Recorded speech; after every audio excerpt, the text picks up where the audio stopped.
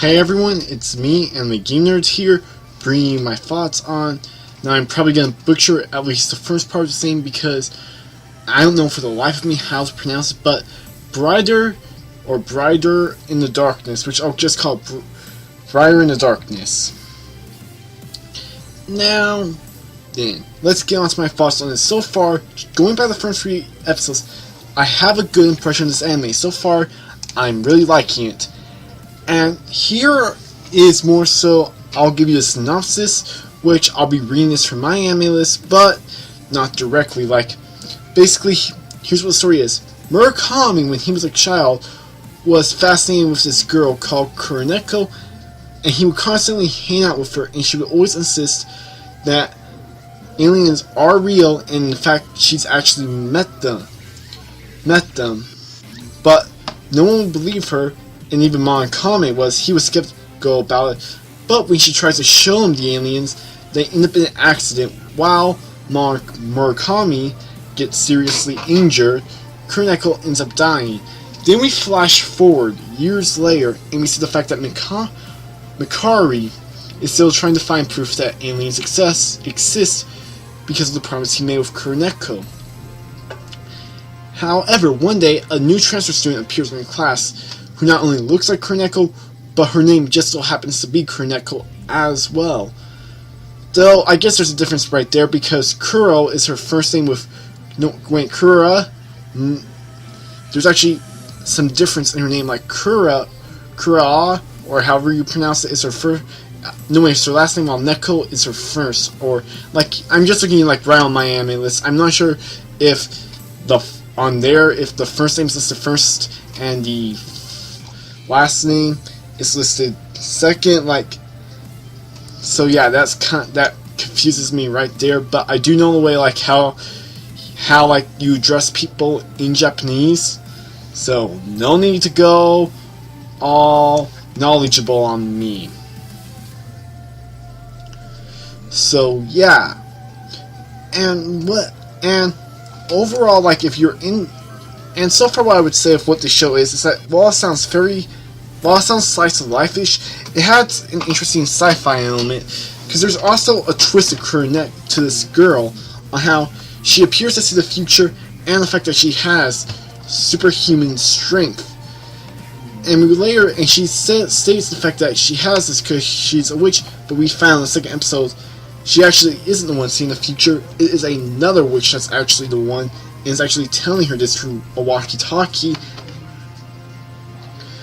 And I'm just getting in the spoilers here. Like, if you haven't seen these episodes yet, go leave now. Go and watch them. I'm enjoying it so far. So far, I would say go and watch them. And now I'll go into some spoiler aspects. Now, I want to think of what's going on with Kuroneko and the 2 other girls that were introduced, Kana and Katsumi. I believe this more so secret organization, I believe it is a government research facility. The government they find pretty much people who die young, and they experiment on them by bringing them back to life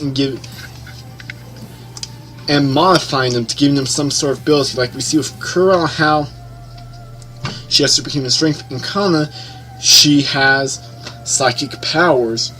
While Kasumi looks like she has like some sort of hacking powers, like it looks like we see something plugged into the back of her neck, like USB slots, I'm gonna say, in the Fern episode. And how we see this character at the end of the Fern episode on how she's able, I believe, to turn her arms into blades. Like, don't quote me if I'm wrong, it's like been a day or 2 since I've seen the Fern episode.